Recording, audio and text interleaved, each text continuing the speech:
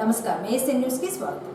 మే 13వ తేదీన జరిగే అసెంబ్లీ ఎన్నికలకు సంబంధించి అద్దెంకి నియోజకవర్గం వైసీపీ ఎమ్మెల్యేగా తను పోటీ చేస్తున్న తరుణంలో ఈ నెల 22వ తేదీన అద్దెంకి ఎంఆర్ఓ కార్యాలయంలో నామినేషన్ వేయనున్నారని అద్దెంకి నియోజకవర్గం నుంచి వైసీపీ పార్టీ నేతలందరూ భారీ స్థాయిలో పాల్గొని జయప్రదం చేయాలని వైఎస్ఆర్సీపీ పార్టీ ఇన్ఛార్జి పాణెం హనుమిరెడ్డి అన్నారు. అద్దెంకి వైసీపీ పార్టీ కార్యాలయంలో శనివారం నియోజకవర్గంలో ఉన్న వైసీపీ ముఖ్య నేతలతో సమావేశాన్ని ఏర్పాటు చేయగా హనుమిరెడ్డి ముఖ్య అతిథిగా హాజరై మాట్లాడారు. 2024 ఎన్నికల్లో తెలుగుదేశం పార్టీ అధికారంలోనికి రాదని చంద్రబాబు నుంచి పవన్ కళ్యాణ్ వరకు తెలుసు అని, జగన్మోహన్ రెడ్డి ఇంట్లో కూర్చున్నా తిరిగి మరలా అధికారంలోనికి వస్తారన్నారు. ముఖ్యమంత్రిని దెబ్బతీయాలన్న లక్ష్యంతో ప్రతిపక్ష పార్టీలన్నీ ఏకమయ్యాయని, ఎంతమంది కలిసి పోటీ చేసినా జగన్మోహన్ రెడ్డి సింగిల్గా వస్తారన్నారు. 22వ తేదీన మధ్యాహ్నం 1:44 తన నామినేషన్ వేయనున్నారని, ఈ సందర్భంగా ఏర్పాటు చేసే బైక్ ర్యాలీ విజయవంతం కావాలని ఆకాంక్షించారు. అందరం కూడా ఏ ఇబ్బంది లేకుండా అందరూ క్షేమంగా ఇంటికి వెళ్ళాలని కోరుకుంటా ఉన్నాను. అన్నీ కూడా అందరికీ ప్రతి ఊరికి కూడా ఏమి ఇబ్బంది లేకుండా అన్నీ వస్తాయి, అన్నీ కూడా సక్రమంగా జరిగిపోతాయి. మనందరం ఎక్కడ కూడా గొడవలకు కానీ ఇంకొక దానికి కానీ తావు లేకుండా అందరం సంతృప్తిగా మీరు మీ కుటుంబాలు అందరూ కూడా సంతోషంగా ఉండాలని చెప్పి, సంతోషంగా అందరూ ఇంటికి వెళ్తే మీ కుటుంబాలు అందరూ కూడా అన్నీ కూడా సంతోషంగా ఉంటాయని చెప్పి తెలియజేసుకుంటా ఉన్నాను. ఈ నామినేషన్ ప్రక్రియ గురించి చెప్పాలంటే మీరందరూ ప్రతి ఒక్కరు కూడా ఊర్లో నాయకులు ఇంటింటి తిరిగి చెప్పాల్సిన పరిస్థితి ఖచ్చితంగా ఉందని చెప్పి తెలియజేస్తా ఉన్నాను. అదేవిధంగా ముఖ్యంగా మన కీలకంగా ఆలోచించాల్సింది బైక్ ర్యాలీ. ఈ బైక్ ర్యాలీ ఎట్లా ఉండాలంటే ఒక ఎత్తులో ఉండాలని చెప్పి మీ అందరిని కోరుతా ఉన్నా. ఆ ఎత్తు చూస్తే చరిత్రలో అద్దంకిలో ఇలాంటిది కానీ రాష్ట్రం మొత్తంలో కూడా అద్దంకిలో పెద్ద బైక్ ర్యాలీ జరిగిందని చెప్పి తెలియజేయాలి, అందరూ అనుకోవాలని చెప్పి మీ అందరికీ విజ్ఞప్తి చేస్తూ ఉన్నా. అదేవిధంగా రేపు నామినేషన్ అంతా ప్రక్రియ అంతా ముగిసిన తర్వాత మనందరం ఎవరికి ఇబ్బంది లేకుండా అందరూ ఇంటికి వెళ్ళాలని చెప్పి కోరుకుంటూ ఉన్నాను. ఇంకా చెప్పాలంటే మీ అందరికీ ఒక విజ్ఞప్తి చెప్తా ఉన్నాను. ప్రతి ఒక్కరు కూడా, ప్రతి కుటుంబానికి కూడా ఈ రోజున జగనన్న సంక్షేమ పథకం అందిందని చెప్పి మీ అందరికి కూడా తెలుసు. ఏదన్నా ఒకటి అందలేదంటే అది టెక్నికల్ ఇష్యూ కానీ రకరకాల ప్రాబ్లమ్స్ కానీ తప్ప ప్రతి కుటుంబానికి కూడా అందింది. కానీ ఇలాంటి పరిస్థితుల్లో టీడీపీకి ఓటు ఎందుకు వేస్తారని మీ అందరూ అడుగుతా ఉన్నా. గతంలో 2014 నుంచి 19 వరకు చంద్రబాబు నాయుడు గారి పరిపాలన అందరం కూడా చూసాం. ఎన్ని కుటుంబాలకి సంక్షేమ పథకాలు అందాయి? ఆయన చెప్పింది ఏ వాగ్దానం నెరవేర్చాడు? కానీ జగనన్న చెప్పింది చేశాడు, చెప్పంది చేశాడు. ప్రతి నిమిషం కూడా ప్రజల కోసమే పాటుపడ్డాడని చెప్పి మీ అందరికీ తెలియజేస్తా ఉన్నాను. అవునా కాదా మీరే చెప్పండి.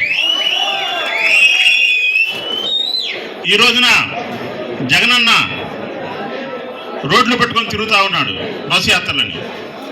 నాకేమనిపిస్తుందంటే, అన్నా అంత మనం తిరగాల్సిన అవసరం లేదన్నా. చంద్రబాబు నాయుడు గారిని, ఆ నారా లోకేష్ గారిని, ఆ పవన్ కళ్యాణ్ గారిని వదిలేస్తే, వాళ్ళ ముగ్గురిని వదిలేస్తే వాళ్ళే మన గవర్నమెంట్ తీసుకొస్తారన్నా. మనం తిరగాల్సిన పని లేదని నా మనసు కనిపిస్తాము. ఎందుకంటే మీరందరూ గమనించండి, ఒక్కసారి మీరందరూ గమనించండి. కుప్పంలో చంద్రబాబు నాయుడు గారు ఒక మాట చెప్తాడు. మంగళగిరిలో వచ్చేటప్పటికి మధ్యాహ్నానికి నారా లోకేష్ గారు ఇంకొక మాట చెప్తారు. పిఠాపురంలో వచ్చేటప్పుడు పవన్ కళ్యాణ్ గారు ఇంకొక మాట చెప్తారు. ముగ్గురు 3 హామీలు, అసలు ఒక హామీకి ఒక హామీ సంబంధం లేకుండా ఒకటి చేస్తానంటాడు, ఒకటి చేయనంటాడు, ఇంకొక ఆయన అసలు కుదరదు అంటాడు. ఇలాంటి పరిస్థితుల్లో ఎవరు నమ్ముతారు సార్ మిమ్మల్ని? మీ పరిస్థితులు మీకు కూడా తెలుసు. మీ అందరూ కూడా ఆలోచించండి. చంద్రబాబు నాయుడు గారు కూడా తెలుసు గవర్నమెంట్ టీడీపీ రాదు అని చెప్పి. కానీ ప్రచారం చేయాలి కాబట్టి, పార్టీ ఎన్టీ రామారావు గారి దగ్గర నుంచి లాక్కున్నాడు కాబట్టి ఏదో ఒకటి చేయాలా. చేయకపోతే తెలుగుదేశం కార్యకర్తలు ఇంటికి వచ్చి కొడతారని చెప్పి తిరుగుతూ ఉన్నాడు తప్ప ఆయనకు కూడా తెలుసు ఎట్టి పరిస్థితుల్లో తెలుగుదేశం పార్టీ అధికారంలోకి వచ్చే పరిస్థితి లేదని చెప్పి ఆ కలిసిన ముగ్గురు తెలుసు అని చెప్పి మీ అందరూ తెలియజేస్తా ఉన్నాను. ప్రతి ఆడబిడ్డకు కూడా ఈ రోజున నేను వచ్చిన దగ్గర నుంచి కూడా నా పరిస్థితి ఎట్లా ఉందంటే, చెప్పుకొని చేయలేని పరిస్థితి ఉంది. ఏ ఊరు వెళ్ళినా నేను వస్తానా ఊరక ఏదో ఫంక్షన్ కానీ చెప్పా పెట్టకుండా వెళ్ళినా కానీ ఊర్లో ఉన్న అందరు కార్యకర్తలు నా చుట్టుముట్టే పరిస్థితి కనిపిస్తూ ఉంది. ఇదంతా ఎందుకు? నేనెవరు? నేను కొత్తగా వచ్చినప్పటికి కూడా ఎవరు ప్రతిపక్షాల వాళ్ళు ఎన్ని ప్రచారాలు చేసినా కానీ ఒక్క కార్యకర్త కూడా నా గురించి నమ్మలేదంటే నాకు నా మీద మీకున్న ప్రేమ ఎటువంటిదో అర్థమవుతా ఉంది. నేను ఇక్కడికి వచ్చి 4 నెలలు అవుతుంది. 4 నెలల్లో మొత్తం మీద 3 రోజులు ఆఫీస్కి రాలేదు. 3 రోజులు ఆఫీస్కి రాలేదు. రాకపోయినా కానీ వాళ్ళకే గుండెల దడబుట్టి ఎటో పారిపోయాడు అంటాడు, అనిరెడ్డి ఎక్కడ అంటాడు. 2 రాష్ట్రాల్లో నన్ను ఇంత పబ్లిసిటీ చేసిన మే 13వ తేదీన జరగనున్న సార్వత్రిక ఎన్నికల్లో మాదిగ రిజర్వేషన్ పోరాట సమితి వైఎస్ఆర్సీపీ పార్టీకి సంపూర్ణంగా మద్దతు తెలుపుతున్నారని, ముఖ్యమంత్రి జగన్మోహన్ రెడ్డి గెలుపు పేద వర్గాల వారి గెలుపుగా భావించాలని ఏపీ ఎంఆర్పీఎస్ నేత పూనూరి బ్రహ్మయ్య మాదిగ తెలిపారు. అద్దెంకి వైసీపీ పార్టీ కార్యాలయంలో శనివారం జరిగిన మీడియా సమావేశంలో బ్రహ్మయ్య మాదిగ మాట్లాడారు. ప్రస్తుతం దేశాన్ని Bharatiya Janata party పాలిస్తుందని, BJP మనువాద party అని, తిరిగి మరలా అధికారంలోనికి వస్తే అందరూ ఇబ్బందులు పడవలసిన అవసరం వస్తుందన్నారు. బీజేపీ కులాలు మతాల మధ్య చిచ్చు పెడుతుందని, భారతదేశాన్ని హిందూ రాజ్యాంగంగా మార్చాలన్నదే బీజేపీ లక్ష్యమన్నారు. గడిచిన 10 ఏళ్ల కాలంలో పేదవారిపై దాడులు చేస్తున్నారని, నేడు స్వేచ్ఛగా బ్రతుకుతున్నారంటే రాజ్యాంగం పుణ్యమని బ్రహ్మయ్య చెప్పారు. నేటికి కేంద్ర ప్రభుత్వం ఎస్సీ వర్గీకరణ చేయలేదని మండిపడ్డారు. అద్దెంకి వైసీపీ ఎమ్మెల్యే అభ్యర్థిగా హనుమిరెడ్డి పోటీ చేస్తున్నారని, ఎంఆర్పీఎస్ మద్దతు వారికి ఉంటుందని, ఆయన గెలిపే లక్ష్యంగా ఎంఆర్పీఎస్ పనిచేస్తుందన్నారు. జరగనున్న సార్వత్రిక ఎన్నికల్లో మాదిగ రిజర్వేషన్ పోరాట సమితి సంపూర్ణంగా జగన్మోహన్ రెడ్డి గారు అధికారంలోకి రావాలని వైసీపీ పార్టీకి మద్దతు తెలియజేస్తూ ఉన్నాం. జగన్మోహన్ రెడ్డి గారి గెలుపు పేద వర్గాల గెలుపుగా ఈ రాష్ట్రంలో ఉండబడినటువంటి అన్ని వర్గాల ప్రజలు భావించి జగన్మోహన్ రెడ్డి గారి గెలిపించి మరలా ఈ రాష్ట్రంలో లౌకికవాద రాజ్యానికి పెద్దపీట వేయాలని ఈ రాష్ట్రంలో ఉండబడినటువంటి నా మాదిగ, నా మాల, క్రైస్తవ, ముస్లిం, మైనారిటీ వర్గాల, అణగారిన వర్గాలందరికీ కూడా ఈ సందర్భంగా మేము పిలుపునిస్తూ ఉన్నాం. ఎందుకంటే ఈ దేశాన్ని ప్రస్తుతం పాలిస్తున్నది భారతీయ జనతా పార్టీ. అది ఒక మనువాద పార్టీ.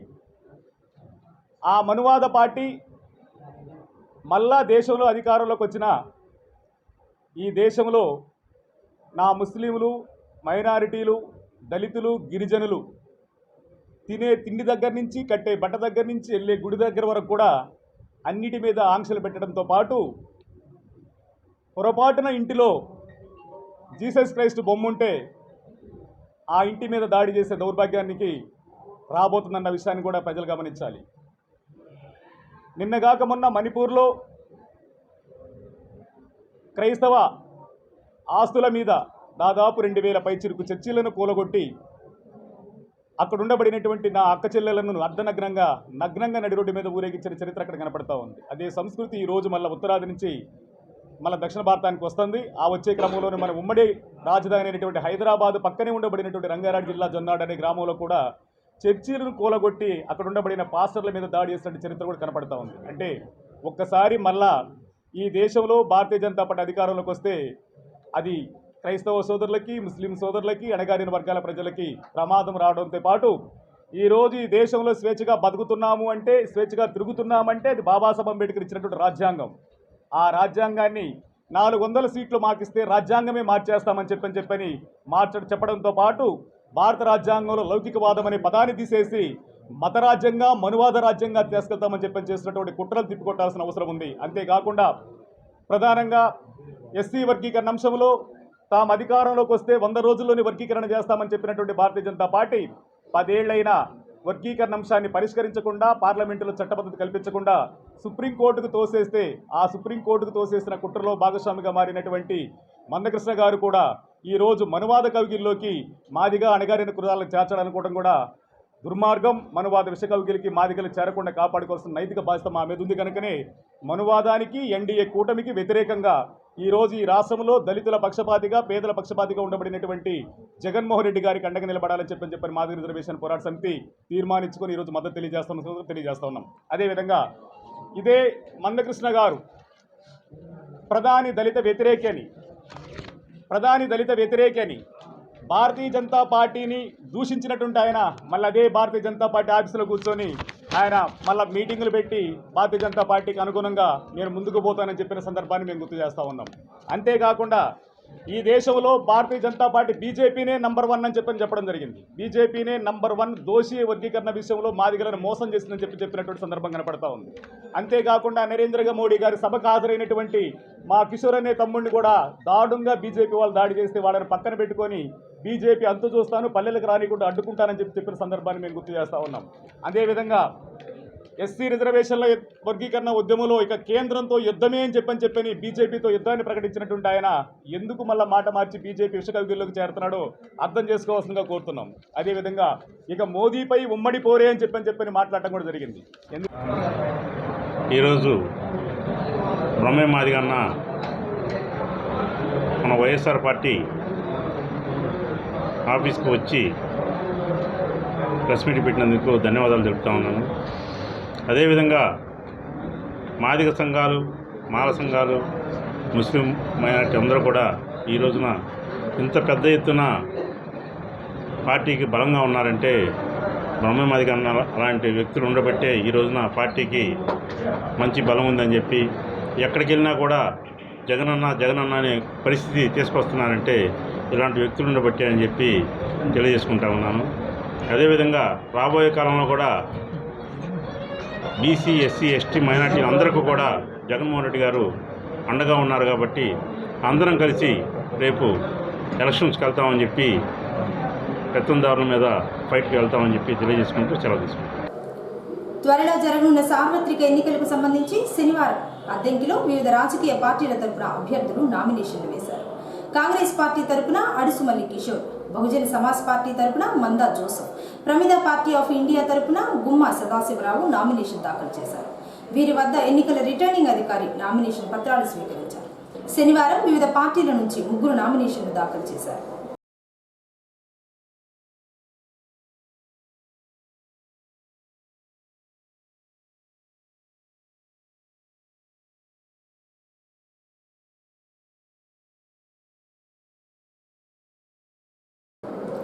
త్వరలో జరగనున్న అసెంబ్లీ ఎన్నికల్లో వైఎస్ఆర్సీపీ పార్టీ ఎమ్మెల్యే అభ్యర్థి పానెం హనుమిరెడ్డి అద్దెంకి నియోజకవర్గం నుంచి భారీ మెజారిటీతో గెలవనున్నారని వైఎస్ఆర్సీపీ పార్టీ నాయకులు వైవి భద్రారెడ్డి అన్నారు. కోరిసపాడు మండలం మేదరమెట్లలో శుక్రవారం రాత్రి వైవి భద్రారెడ్డి హనుమిరెడ్డి తరపున ఎన్నికల ప్రచారంలో పాల్గొన్నారు. ముందుగా భద్రారెడ్డి ఇంటింటికి తిరిగి త్వరలో జరగనున్న ఎన్నికల్లో ప్రతి ఒక్కరూ ఫ్యాన్ గుర్తుకు ఓటు వేసి హనుమిరెడ్డిని గెలిపించి తిరిగి మరలా ముఖ్యమంత్రిగా జగన్మోహన్ రెడ్డిని చేసుకోవాలని కోరారు. అనంతరం ఆయన మాట్లాడుతూ ముఖ్యమంత్రి జగన్మోహన్ రెడ్డి 2019 ఎన్నికల సమయంలో ఇచ్చిన హామీ మేరకు అన్ని సంక్షేమ పథకాలు అమలు చేసి చూపించారని, తిరిగి మరలా సంక్షేమ పథకాలు అమలు కావాలంటే ముఖ్యమంత్రిగా జగన్మోహన్ రెడ్డిని మరోసారి గెలిపించుకోవాలన్నారు. వైసీపీ పార్టీకి వస్తున్న ఆదరణ చూసి ప్రతిపక్ష పార్టీ వాళ్ళు ఓర్వలేక ముఖ్యమంత్రిపై దాడులు చేయిస్తున్నారన్నారు.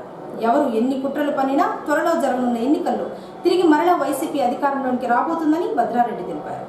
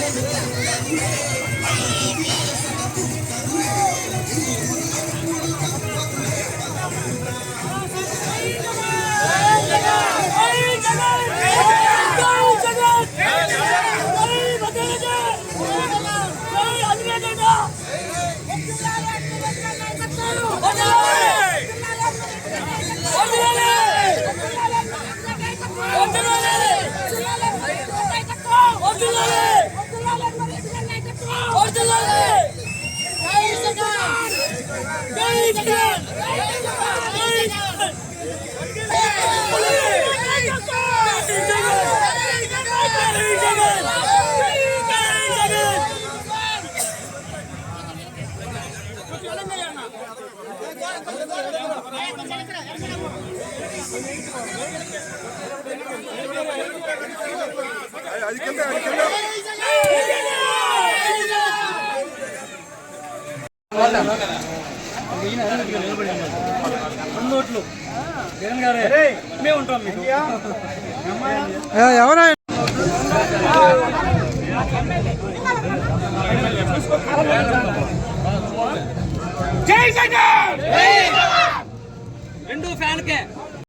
మే 13వ తారీఖు జరిగే లోక్సభ అసెంబ్లీ ఎన్నికల్లో వైఎస్ జగన్మోహన్ గారు మళ్ళీ ముఖ్యమంత్రి చేయాలనే ఉద్దేశంతో ఈరోజు మేదమెట్ల గ్రామంలో గడప గడప కార్యక్రమం చేస్తున్నాం. ప్రతి గడప టచ్ చేసి జగన్ గారు ముఖ్యమంత్రి ఎందుకు కావాలా, ఆయన చేసిన కార్యక్రమాలు ఏంటి, ఆయన చేసిన కార్యక్రమాలు జగన్ గారు ముఖ్యమంత్రి అయితేనే మళ్ళీ కంటిన్యూ అవుతాయి, ప్రతిపక్షంలో వస్తే అవి కంటిన్యూ కావు, వాళ్ళు చేయరని చెప్పి అందరికీ చెప్పడం జరుగుతుంది. వాళ్ళు కూడా చాలా మంచి రెస్పాన్స్ చేస్తున్నారు, జగన్ గారికి ఓటేస్తామని.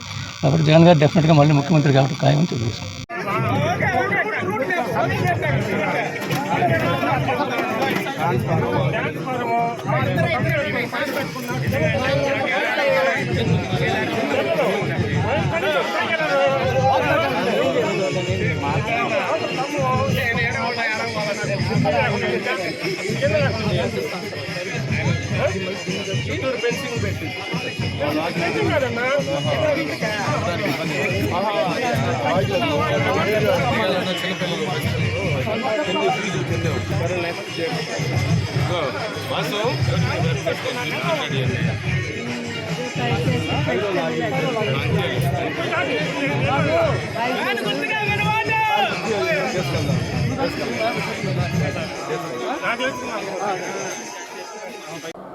పుట్టమరాజు బుల్లయ్య రామలక్ష్మమ్మ ట్రస్ట్ ఆధ్వర్యంలో ఆదివారం అద్దంకి పట్టణంలోని స్థానిక మారంవారి సేవా సదన్ భవనంలో రాష్ట్ర స్థాయి సాహిత్య పురస్కారం సభ జరుగుతుందని నిర్వాహకులు శ్రీరామచంద్రమూర్తి తెలిపారు. ఈ సందర్భంగా ఆయన మాట్లాడుతూ 2024 సాహిత్య రాష్ట్ర స్థాయి పురస్కారం తెలుగు మహాసభల కార్యదర్శి డాక్టర్ జీవి పూర్ణచంద్రకి అందజేస్తున్నారని, ఈయన ఇప్పటి వరకు 143 పుస్తకాలు రాసి 75 పురస్కారాలు అందుకున్నారని, తెలుగు వెలుగులు పంచుతున్న ప్రపంచ మహాసభలకు ప్రధాన కార్యదర్శిగా ఉంటూ దిగ్విజయంగా నడుపుతున్నారని శ్రీరామచంద్రమూర్తి చెప్పారు. ఆదివారం జరగబోయే పురస్కారం సభకు అద్దంకిలో ఉన్న సాహితీ మిత్రులు, కవులు, రచయితలు పాల్గొని జయప్రదం చేయాలని తెలియజేశారు. రేపు ఉదయం 10:30 వారి సేవా సదనంలో ప్రఖ్యాత ఆయుర్వేద వైద్యుడు, బహుముఖ పరిజ్ఞావంతుడు, భాషోద్యమ సేనానిగా పిలుచుకున్నటువంటి భాషోన్నతికి వెలుగు దివ్యలాగా అక్షర వైద్యునిగాను మన ఆహార చరిత్ర నిర్మాతగాను ప్రసిద్ధి చెందినటువంటి డాక్టర్ జీవి పూర్ణచంద్ర గారికి పుట్టమరాజు బుల్లయ్య రామలక్ష్మమ్మ చారిటబుల్ ట్రస్ట్ 2024 సాహిత్య పురస్కారాన్ని అందజేస్తున్నాము. పూర్ణచంద్ర గారు తెలుగులో అత్యధిక శీర్షిక నిర్వహించిన కాలమిస్టుగా పూర్ణచంద్ర గారు పరిచయం. అన్ని మాస, వార, దినపత్రికల్లో దాదాపు 35 పైగా శీర్షికలు నిర్వహించిన గొప్ప కాలమిస్టు పూర్ణచంద్ర గారు. అందులో ఆహారోపనిషత్తు, మీకు మీరే డాక్టరు, అలనాటి ఆహారాలు, తినరా మైమరిచి వంటి శీర్షికలు విశేష ఖ్యాతిని వారికి తెచ్చిపెట్టాయి. ఒకేసారి 9 పత్రికల్లో శీర్షికలు నిర్వహించిన ఘనత వీరి సొంతం. దాదాపు 2000 వ్యాసాలు వివిధ విషయాలపై వారు రాశారు. 30కి పైగా వైజ్ఞానిక గ్రంథాలు విరయించారు. డాక్టర్గా, కవిగా, పరిశోధకుడిగా తొలి ఆహార చరిత్ర గ్రంథ రచయిత పూర్ణచంద్ర గారు. భాషోద్యమ క్రియాశీలిగా వారు తెలుగు ప్రాచీనత, మన భాషా సంస్కృతుల మూలాలు గురించి విశేషంగా కృషి చేయడమే కాదు, తెలుగులో న్యాయపాలన, అంతర్జాలంలో తెలుగు వంటి 20 జాతీయ సదస్సులకు వారు పూర్ణ కార్యదర్శి, కార్యకర్త పూర్ణచంద్ర గారు గొప్ప పరిశోధకులు.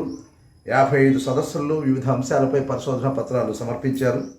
తెలుగు ప్రాచీనము, నైరు నుండి కృష్ణ దాకా, తెలుగు కోసం, తెలుగులో అతిథి పదాలు, మన తెలుగుకు ప్రాచీన హోదా కల్పించడానికి వీరు చేసిన కృషి ఎంతో ముఖ్యమైనది.